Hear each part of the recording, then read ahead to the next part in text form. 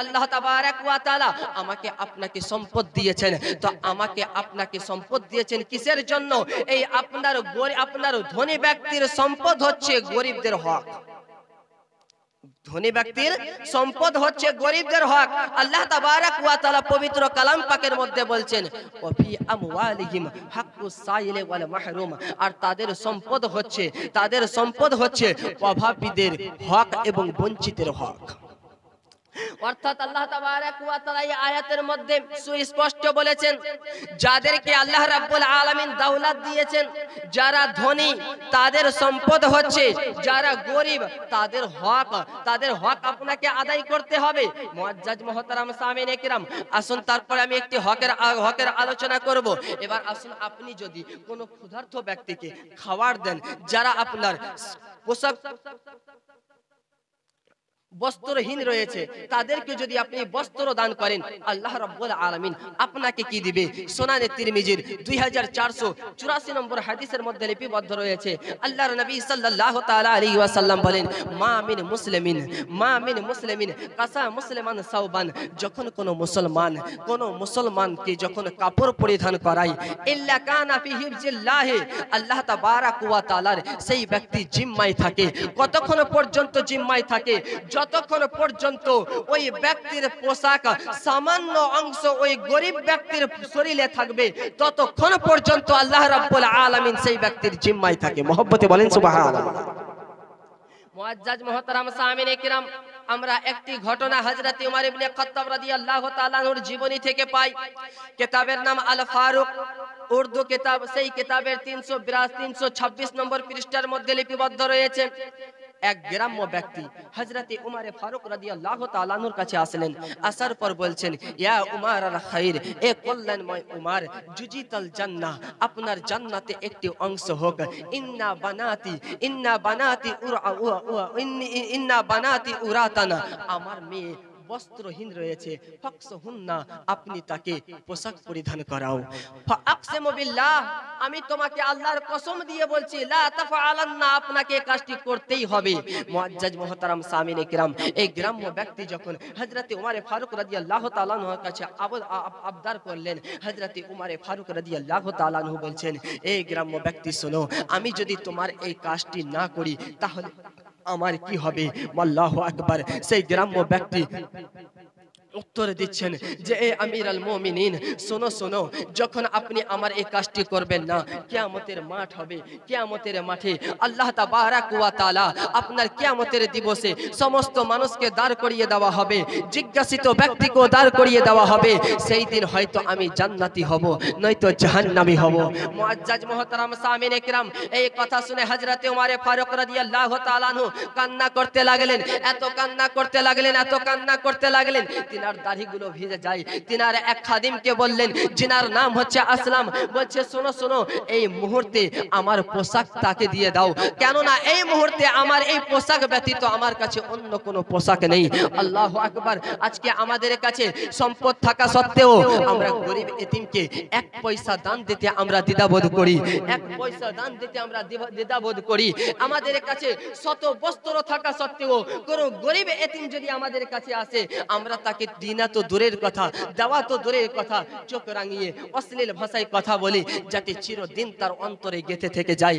এ মুআজ্জাজ মুহতারাম সামিনে কিরাম, এ মুআজ্জাজ, এ মুসলমান ভাইয়েরা আমার, আপনি যখন কোনো মুসলমান ব্যক্তিকে আঘাত দিয়ে কথা বলবেন, মহান আল্লাহ তাবারাক ওয়া তাআলা আপনাকে আল্লাহ তাবারাক ওয়া তাআলার কাছে জবাবদিহি করতে হবে। মুআজ্জাজ মুহতারাম সামিনে কিরাম, আপনি যখন কোনো মুসলমান ভাই ব্যক্তিকে দিলে আঘাত দিবে, যতক্ষণ পর্যন্ত সেই ব্যক্তি আপনাকে ক্ষমা না করবে, আল্লাহ তাবারাক ওয়া তাআলা আপনাকে আমাকে ক্ষমা করবে না। মুআজ্জাজ মুহতারাম সামিনে কিরাম, আসেন আল্লাহ তাবারাক ওয়া তাআলা আমার নবী মুস্তাফার মাধ্যমে জানাই, সুনানে মুসলিমের 2981 নম্বর হাদিসের মধ্যে লিপিবদ্ধ রয়েছে, নবী করিম সাল্লাল্লাহু আলাইহি ওয়াসাল্লাম বলেন, মান নাফাসা আন মুমিনিন কুরবাতান মিন কুরাবি দুনিয়া। আল্লাহর নবী সাল্লাল্লাহু আলাইহি ওয়াসাল্লাম বলেন, যখন কোন মুসলমান অপর মুসলমানের দুঃখ মুসিবতকে দূরে সরাইয়া দেয়, আল্লাহ তাবারাক ওয়া তাআলা কিয়ামতের মাঠে তার দুঃখ কষ্টকে দূরে সরাইয়া দিবে। মুহাব্বতে বলেন সুবহানাল্লাহ। মুআজ্জাজ মুহতারাম সামিনে কিরাম, এবার আসুন আল্লাহর নবী সাল্লাল্লাহু তাআলা আলাইহি ওয়াসাল্লাম সই আপনার মিশকাত শরীফের মধ্যে বলছেন, রাদ্দুস মুসলিম শরীফের মধ্যে বলছেন, আল মুসলিমু আলাল মুসলিমে খামসুন, এক মুসলমান দ্বিতীয় মুসলমানের উপর হক হচ্ছে 5টি। এক মুসলমান দ্বিতীয় মুসলমানের উপর হক হচ্ছে 5টি। তার মধ্যে সর্বোত্তম সর্বপ্রথম হক হচ্ছে রাদ্দুস সালাম, সালামের উত্তর দেওয়া। মহব্বতে বলেন না সুবহানাল্লাহ। সালামের উত্তর দেওয়া, এটা একটা মুসলমানের উপর মুসলমানের প্রতি হক রয়েছে। আমি আপনাকে সালাম দিলাম, এবার আমার হক রয়েছে আপনাকে সালামের উত্তর দিতে হবে। আপনি সালামের উত্তর না দিলে গুনাহগার হয়ে যাবেন। মুআজ্জাজ, এবার দেখা গেল আমি আপনাকে সালাম দেব, সালাম দেওয়ার কত ফজিলত রয়েছে। আল্লাহর নবী সাল্লাল্লাহু আলাইহি ওয়াসাল্লাম বলেন, যেই ব্যক্তি আগে থেকে সালাম দেয় আল্লাহ তাবারাক ওয়া তাআলা তার অন্তরকে অহংকার থেকে দূরে সরাইয়া দেয়। মহব্বতে বলেন না সুবহানাল্লাহ। হযরতে আনাস বিন মালিক রাদিয়াল্লাহু তাআলা আনহু, যিনি আমার নবী মুস্তাফা সাল্লাল্লাহু আলাইহি ওয়াসাল্লামের 10 বছর খিদমত করেছেন, হযরতে আনাস বিন মালিক রাদিয়াল্লাহু তাআলা আনহু বলেন, আমি সর্বদা চেষ্টা করতাম আল্লাহর নবীকে সালাম দেওয়ার, কিন্তু আমি আল্লাহর নবীকে যখনই সালাম দিতে যেতাম আমার দয়ার নবী মুস্তাফা আমার পূর্বে আমাকে সালাম দিয়ে দিতেন। আজকে আমরা কি করি? এক অপরের দিকে তাকিয়ে থাকি, আমাকে কে কখন সালাম দিবে। মাদ্রাসার তালিবে ইলম যাবে, কেন সালাম দিল না। একজন মাওলানা গেল, কেন সালাম দিল না। এটা নিয়ে আমরা অনেক সমালোচনা করে থাকি। এ মুআজ্জাজ মুহতারাম সামিনে কিরাম, সালাম দেওয়া সুন্নাত রয়েছে। একজন মাদ্রাসার ছেলে যদি সালাম না দেয়, আপনারও কর্তব্য রয়েছে ভাই, আপনারও কর্তব্য রয়েছে সালাম দেওয়া। সে তো আপনার ঘরের একটা সন্তান, তাই না? আপনার সন্তান, তাকে লাঞ্ছিত না করে, হয়তো সে তো ছোট, হয়তো জানে না, কিন্তু আমি তো বড়, আপনার তো জ্ঞান, আমার তো জ্ঞান রয়েছে। আমি সেই বাপকে যখন সালাম দেব, সেও আমাকে সালাম দিবে। বলার উদ্দেশ্য হলো এটা নয় যে মাদ্রাসার তালিবে ইলমে সালাম দিবে না, তাদেরও সালাম দেওয়ার কর্তব্য, আমাকে আপনাকেও সালাম দেওয়ার কর্তব্য রয়েছে, তাই না? আমাকে আপনাকেও সালাম দেওয়ার কর্তব্য রয়েছে। এটা আবদার করে থেকে যাওয়া, আমি বসে থাকলাম কেন আমাকে সালাম দিল না, বুঝা গেল আপনাকে সালাম দেওয়ার কথা কিন্তু আপনার মনে ছিল, কিন্তু বাপ আপনি কেন দিলেন না? যে নবী দো জাহানের বাদশা, আকায়ে নামদার মাদানির তাজদার জনাবে মুহাম্মদ রাসূলুল্লাহ সাল্লাল্লাহু তাআলা আলাইহি ওয়াসাল্লামের বাড়িতে খিদমত করছেন একটি সন্তান, এক সাহাবী হযরতে আনাস বিন মালিক। এখানে আকাকে নবী দো জাহানের বাদশা, তিনার খিদমত করছে গোলামকে হযরতে আনাস বিন মালিক। আকা যদি তার গোলামকে সালাম দিতে পারেন, তাহলে আপনি একজন মুসলমানকে কেন সালাম দিবেন না? মুআজ্জাজ মুহতারাম সামিনে কিরাম, এবারে যখন আপনি সালাম দিলাম, তখন ওই ভাইয়ের তার প্রতি হক হয়ে গিয়েছে আপনাকে সালামের উত্তর দেওয়া। আল্লাহর নবী বলছেন, আল মুসলিমু আলাল মুসলিমে খামসুন, এক মুসলমান দ্বিতীয় মুসলমানের উপরে হক রয়েছে 5টি, তার মধ্যে রাদ্দুস সালাম, সালামের উত্তর দেওয়া আপনার হক। তাহলে এখান থেকে আমরা বুঝতে পারলাম সালাম এবং সালামের উত্তর দেওয়া কতটা গুরুত্বপূর্ণ আমল রয়েছে। দ্বিতীয় আল্লাহর নবী সাল্লাল্লাহু আলাইহি ওয়াসাল্লাম বলছেন, ওয়া ইয়াদাতুল মারিজ, আত্মীয় স্বজন পাড়া প্রতিবেশী যদি কেউ অসুস্থ হয়ে যায়, তাকে দেখতে যাওয়া, এটা আপনার আমার জন্য তার হক রয়েছে। এবার কতটা অসুখ হলে তাকে দেখতে হবে, কিন্তু আশ্চর্য দুঃখের বিষয় মুসলমান, আমার এক বাড়ির পাশের লোক, আল্লাহর নবী বলছেন যদি অসুস্থ হয়ে যায় তাকে দেখতে যাওয়া, কিন্তু দুর্ভাগ্য মুসলমান, আমার বাড়ির পাশে একজন ইন্তেকাল করে যায়, তখনও আমরা কিসের কারণে, আমরা হিংসার কারণে, বিদ্বেষের কারণে মৃত্যু ব্যক্তি পড়ে থাকে, অথচ আমরা দেখতে যাই না। এমন হয় না? আমরা দেখতে যাই না। তাহলে এক মুসলমান দ্বিতীয় মুসলমানের হক আমরা কোথায় আদায় করলাম? এই যে হক আদায় করলাম না, এই হক আদায় না করার কারণে আল্লাহ রাব্বুল আলামিন আপনাকে কিয়ামতের মাঠে দাঁড় করিয়ে দিবেন। আপনার হক কাটতে কাটতে, আপনার হক আদায় সেই জায়গাতে হিসাব নিতে নিতে নিতে আপনি হাজি, আপনি নামাজি, আপনি তাহাজ্জুদে নামাজ আদায় করেন, কিন্তু পাড়া প্রতিবেশীর হক আদায় করেন না। এই হকের কথা হিসাব নিতে নিতে হয়তো আমাকে আপনাকে জাহান্নামে যেতে হবে। মুআজ্জাজ মুহতারাম সামিনে কিরাম, একটি হাদিসের কিতাব, যে হাদিসের নাম হচ্ছে, সেই কিতাবটির নাম হচ্ছে শুআবুল ঈমান, ইমামে বাইহাকি রাহমাহুল্লাহ আলাইহি, সেই কিতাবের মধ্যে হাদিস লিপিবদ্ধ রয়েছে। সাহাবী রাসূল একদিন আলোচনা করছেন, আল্লাহর নবী সাল্লাল্লাহু আলাইহি ওয়াসাল্লাম পাড়া প্রতিবেশীর হক কি রয়েছে, আল্লাহর নবী আলোচনা করতে রয়েছেন, ধারাবাহিকতাভাবে আলোচনা করছেন। সাহাবী রাসূল বলছেন, আল্লাহর নবী আমাদেরকে আত্মীয় স্বজন পাড়া প্রতিবেশীর হক এমন করে বলছেন, আমি অনুভব করলাম হয়তো আল্লাহর নবী হক হক পাড়া প্রতিবেশীর হক বলতে বলতে এই কথা না বলে দেয় যে বাপের অংশ পাড়া প্রতিবেশী পাবে। আমার কথা কি বুঝতে পারছেন বাপ? আল্লাহর নবী সাল্লাল্লাহু আলাইহি ওয়াসাল্লাম সে হককে এতটা গুরুত্ব দিয়েছেন যে সাহাবী বলছেন হয়তো এটা না বলে দেয় যে বাপের অংশ পাড়া প্রতিবেশীকে দিয়ে দাও, তাহলে বোঝা গেল পাড়া প্রতিবেশীর হক, পাড়া প্রতিবেশীর কতটা হকের গুরুত্ব আল্লাহর নবী সাল্লাল্লাহু আলাইহি ওয়াসাল্লাম দিয়েছেন। বলার উদ্দেশ্য হলো ইয়াদাতুল মারিজ, যদি কেউ অসুস্থ হয় আমাকে আপনাকে দেখতে যাওয়া তার জন্য হক রয়েছে। তো কতটা অসুস্থ হলে দেখতে যেতে হবে? ইমাম হযরতে আলী শেরে খোদা মাওলা আলী রাদিয়াল্লাহু তাআলা আনহু বলেন, একদিন আমার চোখে আঘাত লাগলো। আমার চোখের আঘাতের কথা আল্লাহর নবী সাল্লাল্লাহু আলাইহি ওয়াসাল্লাম শুনতে পেলেন। সঙ্গে সঙ্গে আমার ইয়াদাতের জন্য আমাকে দেখতে আমার রাসূল সাল্লাল্লাহু আলাইহি ওয়াসাল্লাম চলে আসলেন। তো চোখে একটু আঘাত লাগার কারণে যদি আল্লাহর নবী সাল্লাল্লাহু আলাইহি ওয়াসাল্লাম হযরতে আলী রাদিয়াল্লাহু তাআলা আনহুর ইয়াদাত করার জন্য আসেন, তাহলে আমাকে আর আপনাকে যাওয়ার দরকার আছে না নেই? মৃত্যু অবধি চলে যাই, অথচ আমরা বিদ্বেষের কারণে যাই না। আল্লাহ তাবারাক ওয়া তাআলা এই সমস্ত জিনিস থেকে আমাদেরকে হেফাজত করুক, সকলে বলুন আমিন। মুআজ্জাজ মুহতারাম সামিনে কিরাম, এবার আসুন আল্লাহর নবী সাল্লাল্লাহু আলাইহি ওয়াসাল্লাম আকা তো সমস্ত মুমিন মুসলমান আল্লাহর নবী সাল্লাল্লাহু আলাইহি ওয়াসাল্লামের গোলাম ও লন্ডি, আল্লাহর নবী সাল্লাল্লাহু আলাইহি ওয়াসাল্লাম যদি না যেতেন তবুও কোনো সমস্যা হতো না, কিন্তু আল্লাহর নবী সাল্লাল্লাহু আলাইহি ওয়াসাল্লাম গেলেন কিসের জন্য? হযরতে উমরে ফারুক রাদিয়াল্লাহু তাআলা আনহু নবীর দরবারে আসলেন। আসার পরে আরজ করছেন, ইয়া রাসূলুল্লাহ ইয়া হাবিবাল্লাহ, নবী গো আপনাকে খাওয়া দাওয়ার কোনো প্রয়োজন ছিল না। ইয়া রাসূলুল্লাহ আপনি খাওয়া দাওয়া করেছেন যাতে আপনার গুনাহগার উম্মত খাওয়ার সুন্নাত তরিকা কি রয়েছে এটা শিখে যায়। ইয়া রাসূলুল্লাহ আপনাকে পানি পানাহার করার কোনো প্রয়োজন ছিল না, আপনি পানি পানাহার করেছেন যাতে আপনার উম্মত শিখে যায় পানি পানাহার করতে কতটা সুন্নাত রয়েছে। ইয়া রাসূলুল্লাহ আপনাকে রাস্তা দিয়ে চলার কোনো প্রয়োজন ছিল না, আপনি রাস্তা দিয়ে চলেছেন যাতে আপনার উম্মত জেনে যায় রাস্তা দিয়ে যদি হাঁটতে হয় সুন্নাতের নিয়ম কি রয়েছে। ইয়া রাসূলুল্লাহ আপনাকে বিবাহ করার কোনো প্রয়োজন ছিল না, আপনি বিবাহ করেছেন যাতে আপনার গুনাহগার উম্মত জেনে যায় স্বামীর হক স্ত্রীর প্রতি কি রয়েছে, স্ত্রীর হক স্বামীর প্রতি কি রয়েছে। ইয়া রাসূলুল্লাহ আপনাকে সন্তান নেওয়ার কোনো প্রয়োজন ছিল না, আপনি সন্তান নিয়েছেন যাতে মানুষ জেনে যায় সন্তানকে ইসলামের শিক্ষা কিভাবে দিতে হবে, সন্তানের হক কি রয়েছে, সন্তানকে সুশিক্ষা কিভাবে শিক্ষিত করতে হবে। ইয়া রাসূলুল্লাহ ইয়া হাবিবাল্লাহ, এক কথায় দুনিয়াতে যত সমস্ত আমরা কাজ করি এই সমস্ত কিছুর প্রয়োজন ছিল না, একমাত্র দুনিয়াতে এসে যত কাজ করেছেন এক কথাই হচ্ছে উম্মতে মুহাম্মাদের শিক্ষা দেওয়ার জন্য। মুআজ্জাজ মুহতারাম সামিনে কিরাম, আল্লাহর নবী সাল্লাল্লাহু আলাইহি ওয়াসাল্লাম দুনিয়াতে আসলেন, ইয়াদাতের শিক্ষা দিয়ে গেলেন। আল্লাহর নবী সাল্লাল্লাহু রিয়াজুস সালিহিনের মধ্যে আল্লাহর নবী সাল্লাল্লাহু আলাইহি ওয়াসাল্লামের হাদিস রয়েছে, আল্লাহর নবী সাল্লাল্লাহু আলাইহি ওয়াসাল্লাম 70 বারের চাইতেও তো বেশি তওবা ইস্তিগফার করতেন। আর এক হাদিসে রয়েছে আল্লাহর নবী সাল্লাল্লাহু আলাইহি ওয়াসাল্লাম 100 বার করে দিন রাতের মধ্যে তওবা ইস্তিগফার করতেন।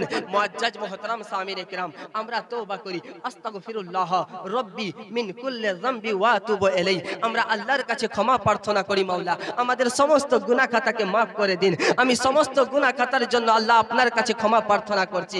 আল্লাহর নবী তওবা ইস্তিগফার করতেন। নবী কাদেরকে বলা হয়? নবী বলা হয় আন-নবী মাসুমুন আনিল খাতা, যারা গুনাহ থেকে পবিত্র। আল্লাহর নবীর কোন যখন গুনাহই ছিল না, আল্লাহর নবী 100 বার করে তওবা কেন করতেন? 100 বার করে তওবা কেন করতেন? উম্মতে মুহাম্মাদীকে শিক্ষা দেওয়ার জন্য যে হে আমার উম্মত ও উম্মতানিরা, যখন আমার ইতিহাস পড়বে, আমার হাদিস পড়বে যে নবী দো জাহানের বাদশা 100 বার করে তওবা ইস্তিগফার করতেন। আমার নবী যখন তওবা ইস্তিগফার করতেন আমার গুনাহগার উম্মত জেনে যাবে আমার আকা মাওলা যদি 100 বার করে তওবা ইস্তিগফার করে তাহলে না জানি আমাদের গুনাহগার উম্মতকে কতবার করে তওবা ইস্তিগফার করতে হবে। মুআজ্জাজ মুহতারাম সামিনে কিরাম, তো এই 2 নম্বর হক রয়েছে ইয়াদাতুল মারিজ। যখন কোনো অসুস্থ ব্যক্তি থাকবে তার জন্য আত্মীয় স্বজন পাড়া প্রতিবেশীর কে ইয়াদাত করতে যাওয়া, দেখতে যাওয়া। এবার আসুন 3 নম্বর হচ্ছে 3 নম্বর হক কি রয়েছে? 3 নম্বর হক শুধু পুরুষের ক্ষেত্রে ইত্তেবাউল জানাইজ, যখন কোনো মুসলমান ব্যক্তি ইন্তেকাল করে তার জানাজার নামাজে উপস্থিত হয়ে যাওয়া। মোহব্বতে বলেন না সুবহানাল্লাহ।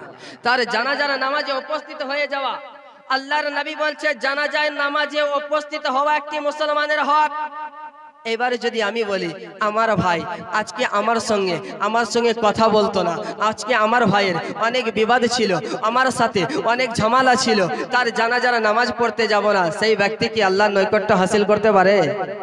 সেই ব্যক্তি আমাকে আঘাত দিয়েছে, তার জানাজায় যাব না, সেই ব্যক্তি কি আল্লাহর মনোনীত হতে পারে? ভাই আসুন, আমি আপনি যদি জানাজায় উপস্থিত হই, তার জানাজার নামাজ আদায় করতে যাই, তাহলে আমাদের উপকার আছে না নেই? কথা বলেন না বাবা, উপকার আছে না নেই? কি উপকার রয়েছে? আল্লাহর নবী সাল্লাল্লাহু তাআলা আলাইহি ওয়াসাল্লাম বুখারী শরীফের মধ্যে বলছেন, যে ব্যক্তি জানাজা কোনো মুসলমান ব্যক্তির জানাজায় উপস্থিত হলো আর জানাজার নামাজ আদায় করে তাকে দাফন করলো, জানাজার নামাজ পড়লো আর সেই মৃত্যু ব্যক্তিকে দাফন করলো, আল্লাহর নবী বলছেন সেই ব্যক্তি গিয়েছে খালি হাতে, ফিরে আসবে খালি হাতে নয়, 2 কেরাত নেকি নিয়ে আসবে। ওয়া মিসলু কেরাতিন ওয়া কুল্লু কেরাতিন মিসলু উহুদ, আর প্রত্যেক কেরাত হচ্ছে মিসলু উহুদ পাহাড় সমতুল্য। বোঝা গেল যখন কোন মুসলমান ব্যক্তি জানাজায় উপস্থিত হবে, তার দাফন করে ফিরে আসবে, সেই ব্যক্তি 2 উহুদ পাহাড় সমতুল্য নেকি নিয়ে আসবে। 1 উহুদ পাহাড় সমতুল্য নয়, 2 উহুদ পাহাড় সমতুল্য নেকি নিয়ে আসবে। তাহলে আমাদের আত্মীয় স্বজন, পাড়া প্রতিবেশী যখনই কোনো ব্যক্তি ইন্তিকাল করে আর তার কথা যখন আমাদের কর্ণকুহরে এসে পৌঁছায়, তার জানাজায় উপস্থিত হওয়া প্রয়োজন আছে না নেই? 2 উহুদ পাহাড় সমতুল্য নেকি পাবো কাকে? আমার ওই মৃত্যু ভাইকে দাফন করে, তার জানাজার নামাজ পড়ে দাফন করে ফিরে আসে।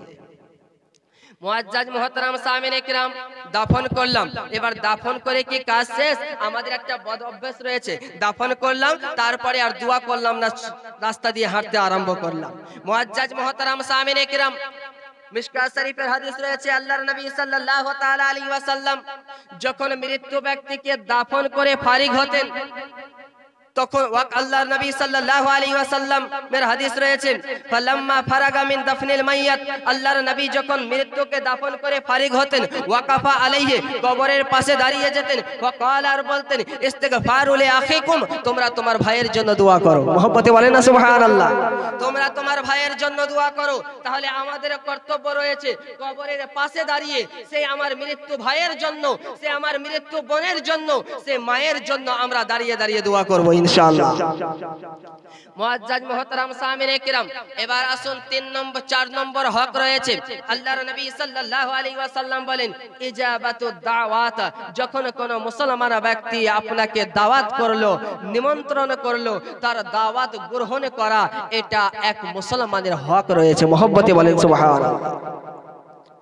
কারণ দাওয়াত দিয়েছে, দাওয়াত কবুল করতে হবে, এটা আমার রাসূলের সুন্নাহ। আর রাসূল সাল্লাল্লাহু আলাইহি ওয়াসাল্লাম বলছেন, এক মুসলমান আপনাকে দাওয়াত করেছে, আপনি দাওয়াতে তার বংশ গ্রহণ করলেন না, তার হক আপনি আদায় করলেন না।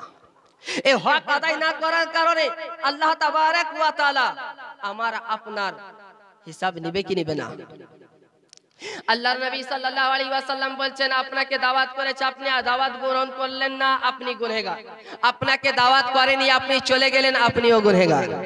আল্লাহর নবী সাল্লাল্লাহু আলাইহি ওয়াসাল্লাম বলছেন, যখন কোন ব্যক্তিকে দাওয়াত করা না হয় আর সে যদি তার বাড়িতে প্রবেশ করে, তার বাড়িতে যদি সে নিমন্ত্রণ খায়, আল্লাহর নবী বলছেন সে ব্যক্তি চোর হয়ে প্রবেশ করলো আর ডাকু হয়ে ফিরে আসবে। তাকে দাওয়াত করেনি, সে গিয়েছে, তো কি চুরি হলো না? এবার আপনি দাওয়াত করেছেন আর আপনি গেলেন না, সেই ব্যক্তি যদি, এই হাদিসের ব্যাখ্যায় ইমাম আপনার মুফতি আহমদ ইয়ার খান রাহমাহুল্লাহ আলাইহি বলেন যে যখন কোন ব্যক্তি দাওয়াত করলো আর তার দাওয়াত গ্রহণ করলো না, আর সেই ব্যক্তি যদি মনে দুঃখ একটু কষ্ট নিয়ে বলে যে আজকে আমি গরিব, হয়তো এই জন্য আমার বাড়িতে দাওয়াত খেতে আসলো না, আমি তাকে দাওয়াত করেছিলাম, আমি গরিব বলে আমার বাড়িতে আসলো না, আল্লাহ তাবারক ওয়া তাআলা সেই ব্যক্তি যদি চোখের পানি ফেলে, তার প্রত্যেকটা চোখের পানির বিনিময়ে আপনার গুনাহ লেখা হবে। আপনি তার মনে আঘাত দিলেন না? আঘাত দিলাম কি দিলাম না ভাই আমার? আপনার যত সাউদি, উনি নিজের সামর্থ্য অনুযায়ী আপনাকে দাওয়াত করেছিল, আপনি তার বাড়িতে না খান, কমপক্ষে তার মুখের সামনে গিয়ে দাঁড়িয়ে তাকে বলেন আমি তার দাওয়াত কবুল করে নিয়েছি। আল্লাহ রাব্বুল আলামিন আপনি যখন যাবেন তো আল্লাহ রাব্বুল আলামিন যখন সেই ব্যক্তি যখন খুশি হবে, আল্লাহ তাবারাক ওয়া তাআলা আমার নবীর সুন্নাতের প্রতি আমল করার জন্য আল্লাহ তাবারাক ওয়া তাআলা আপনার প্রতি রহমতের দৃষ্টি আকর্ষণ করবে। 5 নম্বর হচ্ছে ওয়া তাসমিয়াতুল আতিস। যখন কোন মুসলমান ব্যক্তি হাঁচি ফেলে তার হাঁচির উত্তর দেওয়া, তার হাঁচির উত্তর দেওয়া। যখন হাঁচি ফেলবে সেই ব্যক্তি বলবে আলহামদুলিল্লাহ, যারা শ্রবণ করবে তারা বলবে ইয়ারহামুকাল্লাহ। কি বলবে বাপ? ইয়ারহামুকাল্লাহ। এই আপনার উত্তর দেওয়া, যখন হাঁচি ফেললাম আমি আলহামদুলিল্লাহ বললাম, যারা যারা শ্রবণ করেছে তাদের প্রতি হক রয়েছে, তারা যেন ইয়ারহামুকাল্লাহ তেলাওয়াত করে। এই 5টি হক এক মুসলমান দ্বিতীয় মুসলমানের উপরে এই 5টি হক রয়েছে। আচ্ছা বলেন তো, সমাজে কি আমরা এই সমস্ত হক আদায় করি? হক আদায় করি না। এর কারণে আমাকে আপনাকে জবাব দিয়ে দিতে হবে। আল্লাহ তাবারাক ওয়া তাআলা আমাদের সকলকে বুঝার তৌফিক দান করেন। সকলে বলুন আমিন। মুআজ্জাজ মুহতারাম সামিনে কিরাম, মৃত্যু আমাদের গ্রামে যখন মৃত্যু বরণ করে আমাদের একটা বাজে অভ্যাস কি, আমরা এভাবে বলে থাকি লোকটা মারা গেছে, আল্লাহ তাকে জান্নাতবাসী করুক, কিন্তু লোকটার ব্যবহার ভালো ছিল না। এই ধরনের কথা বলি কি বলি না? প্রথমে বলি যে আল্লাহ তার ভালো করুক, কিন্তু লোকটার ব্যবহার ভালো ছিল না, আপনি দোয়া করলেন না। আল্লাহ তার ভালো করুক, তারপরে যে সমালোচনা করলেন, এটা আপনার ঠিক হলো না। আসুন, প্রত্যেকটা লোকের দুইটা দিক রয়েছে, একটা ভালো দিক একটা খারাপ দিক, তাই না? একটা মানুষের প্রত্যেক দিক ভালো হবে এটা হতেই পারে না, আর প্রত্যেক দিক যে খারাপ হবে এটাও হবে না। আমার কথা বুঝতে পারছেন তো? এই প্রত্যেকটা মানুষের দুইটা দিক থাকে, কিন্তু মৃত্যুর পরে খারাপ দিকটাকে ঢেকে রেখে ভালো দিকের আলোচনা করা। আল্লাহর নবী সাল্লাল্লাহু তাআলা আলাইহি ওয়াসাল্লাম সাহাবায়ে কেরামকে নিয়ে এক মজলিসে বসে রয়েছে। আল্লাহর নবী সাল্লাল্লাহু আলাইহি ওয়াসাল্লামের সামনে দিয়ে একটা জানাজা চলে গেল। সাহাবায়ে কেরাম বলছেন, ইয়া রাসূলুল্লাহ, ইয়া হাবিবাল্লাহ, সেই লোকটি খুব সুন্দর ছিল, তার চরিত্র অনেক সুন্দর ছিল, তার ভাষা খুব সুন্দর ছিল। আল্লাহর নবী বলছেন ওয়াজাবাত, সাব্যস্ত হয়ে গেল, অপরিহার্য হয়ে গেল। তার কিছুক্ষণ পরে আবার এক জানাজা গেল। আল্লাহর নবী সাল্লাল্লাহু আলাইহি ওয়াসাল্লামের সাহাবায়েগণ বললেন, ইয়া রাসূলুল্লাহ, ইয়া হাবিবাল্লাহ, এই লোকটির চরিত্র ভালো ছিল না, তার স্বভাব ভালো ছিল না, তার কথাবার্তা ভালো ছিল না। আল্লাহর নবী বললেন ওয়াজাবাত, সাব্যস্ত হয়ে গেল, অপরিহার্য হয়ে গেল। মুআজ্জাজ মুহতারাম সামিনে কিরাম, সাহাবায়ে কেরাম আরজ করছেন, ইয়া রাসূলুল্লাহ, ইয়া হাবিবাল্লাহ, প্রথম জানাজা গেল, তার প্রশংসা করা হলো, তার আলোচনা করা হলো, আপনি বললেন অপরিহার্য হয়ে গেল। ইয়া রাসূলুল্লাহ, দ্বিতীয় জানাজা গেল, তার সমালোচনা করা হলো, তার বাজে প্রশংসা, তার বাজে মন্তব্য করা হলো, আপনি বললেন সাব্যস্ত হয়ে গেল, অপরিহার্য হয়ে গেল। দুই ব্যক্তির সম্পর্কে আপনি বললেন অপরিহার্য হয়ে গেল। রহস্য বুঝতে পারলাম না। আল্লাহর নবী সাল্লাল্লাহু তাআলা আলাইহি ওয়াসাল্লাম বলছেন, মানব হচ্ছে পৃথিবীর উপরে, জমিনের উপরে, এই পৃথিবীর মধ্যে সাক্ষী স্বরূপ। যখন সে প্রথম জানাজা গেল, তোমরা সাক্ষী দিলে লোকটি ভালো, আল্লাহ রাব্বুল আলামিন তার জন্য জান্নাত ওয়াজিব করে দিয়েছেন।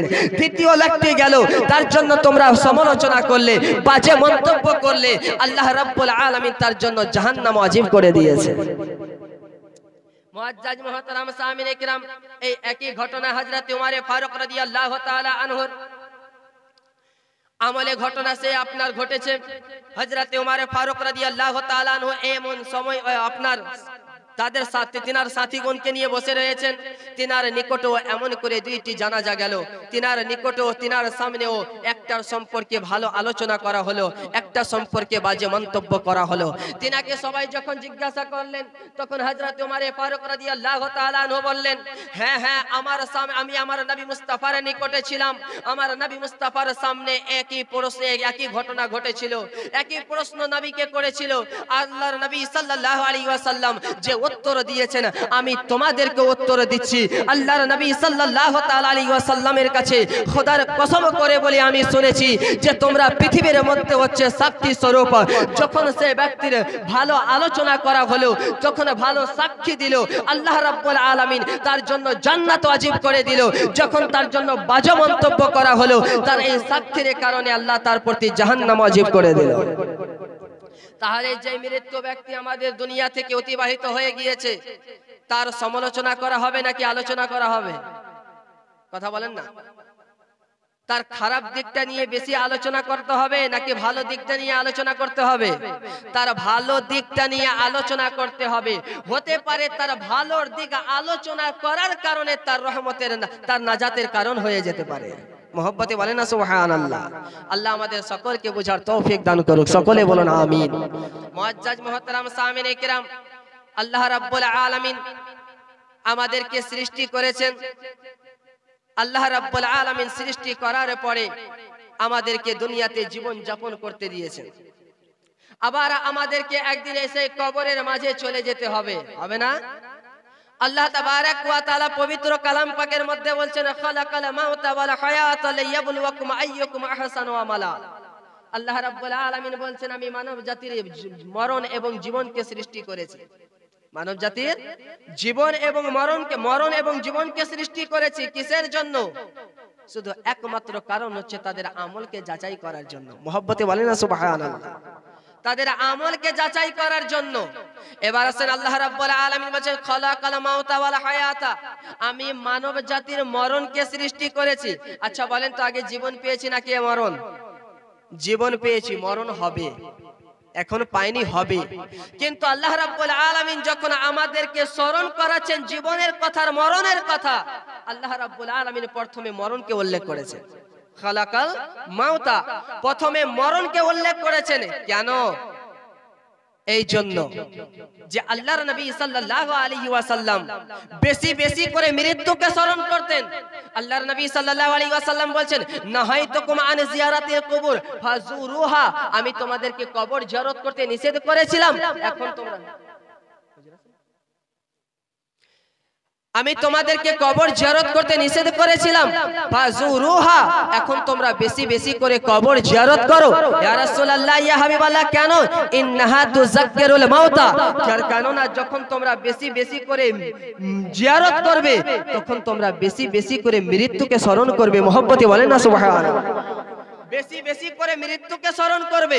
আর যখন কোন ব্যক্তি মৃত্যুকে স্মরণ করবে, যে যত বেশি মৃত্যুকে স্মরণ করবে, সে তত বেশি গুনাহ থেকে বাঁচবে।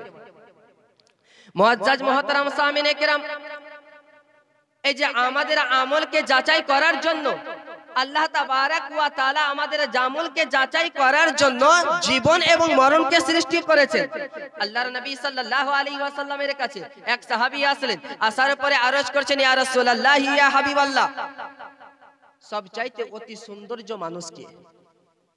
আল্লাহর নবী সাল্লাল্লাহু আলাইহি ওয়াসাল্লাম বলেন, মান তালা উমরুহু ওয়া হাসানা আমালুহু, যেই ব্যক্তি বয়স্ক হয়ে গেল আর তার আমল সুন্দর হলো, আল্লাহ রাব্বুল আলামিনের নিকটে সেই ব্যক্তি হচ্ছে সবচাইতে অতি উত্তম। আবার সাহাবায়ে কেরাম আরজ করেছেন, ইয়া রাসূলুল্লাহ, ইয়া হাবিবাল্লাহ, সবচাইতে খারাপ ব্যক্তি কে? আল্লাহর নবী বলেন, যে ব্যক্তি বয়স্ক হয়ে গেল তার আমল ভালো হলো না, সেই ব্যক্তি আল্লাহ রাব্বুল আলামিনের নিকটে সবচাইতে জঘন্য ব্যক্তি। মুআজ্জাজ মুহতারাম সামিনে কিরাম, আল্লাহর নবী সাল্লাল্লাহু তাআলা আলাইহি ওয়াসাল্লাম বলেন, তোমরা বেশি করে মৃত্যুকে কবর জিয়ারত করো, বেশি করে কবর জিয়ারত করলে বেশি করে মৃত্যুকে স্মরণ আসবে। হযরতে উমর ফারুক রাদিয়াল্লাহু তাআলা আনহু যখন কবরের পাশে দাঁড়িয়ে যেতেন, অঝর নয়নে কান্না করতে লাগতেন। এত কান্না করতেন তিনার দাড়িগুলো ভিজে যেত। প্রশ্ন আসলো, কে উমর? সে এক ওই যিনি উমর, যিনার সম্পর্কে বলা হয়েছে যে উমর আমার পরে যদি নবী হতো তাহলে উমর হতো। নবী দোজাহানের বাদশা বলছেন, আমার পরে নবী হলে উমর হতো। আল্লাহর নবী সাল্লাল্লাহু তাআলা আলাইহি ওয়াসাল্লামের হাদিস রয়েছে, হযরতে উমর ফারুক রাদিয়াল্লাহু তাআলা আনহুকে দুনিয়াতে জান্নাতের সার্টিফিকেট দিয়ে দিয়েছেন, অথচ হযরতে উমর ফারুক রাদিয়াল্লাহু তাআলা আনহু কবরের পাশে দাঁড়িয়ে অঝর নয়নে কান্না করতেন। জিজ্ঞাসা করা হলো, হে উমর, এই কবরের পাশে দাঁড়িয়ে আপনার এত কান্না করার কারণ কি? হযরতে উমর ফারুক রাদিয়াল্লাহু তাআলা আনহু বলেন যে কবর হচ্ছে জান্নাতের কিয়ারির মধ্যে একটা কিয়ারি, আর কবর হচ্ছে আপনার জাহান্নামের গর্তের মধ্যে একটা গর্ত। যেই ব্যক্তি কবর থেকে নাজাত পেয়ে গেল সেই ব্যক্তি হাসরের মাঠে পরিত্রাণ পেয়ে গেল, আর যে ব্যক্তি হাসরের মাঠে পরিত্রাণ পেয়ে গেল আল্লাহ রাব্বুল আলামিন তাকে রহম করে জান্নাতে প্রবেশ করাবে। আর যেই ব্যক্তি কবর থেকে পরিত্রাণ পেল না সেই ব্যক্তি হাসরের মাঠে পরিত্রাণ পেল না, আর যে ব্যক্তি হাসরের মাঠে পরিত্রাণ পাবে না আল্লাহ রাব্বুল আলামিনের রহমত সেই ব্যক্তি পাবে না। মুআজ্জাজ মুহতারাম সামিনে কিরাম, বলার উদ্দেশ্য হলো যে একজন সাহাবী রাসূল যিনাকে আল্লাহ রাব্বুল আলামিন আমার নবীর মাধ্যমে জান্নাতের সার্টিফিকেট দিয়ে দিয়েছেন, তিনারা যদি জাহান্নামের আগুন থেকে এত ভয় করেন তাহলে আমাকে আপনাকে জাহান্নামের আগুন থেকে কত ভয় করতে হবে। মুআজ্জাজ মুহতারাম সামিনে কিরাম, আল্লাহর নবী সাল্লাল্লাহু তাআলা আলাইহি ওয়াসাল্লাম সেই আপনার জাহান্নাম থেকে বাঁচার জন্য আমাকে আপনাকে অনেক আমলগুলো শিখিয়েছেন। এই ইবাদতের মাধ্যমে, আমলের মাধ্যমে যদি আমরা নিজের জীবনকে অতিবাহিত করি আল্লাহ তাবারাক ওয়া তাআলা আমাদেরকে কবরে নাজাত দিয়ে আল্লাহ রাব্বুল আলামিন নিজের রহমতের চাদর দিয়ে ঢেকে আল্লাহ রাব্বুল আলামিন আমাদেরকে জান্নাতে প্রবেশ করাবেন। মুআজ্জাজ মুহতারাম সামিনে কিরাম, একজন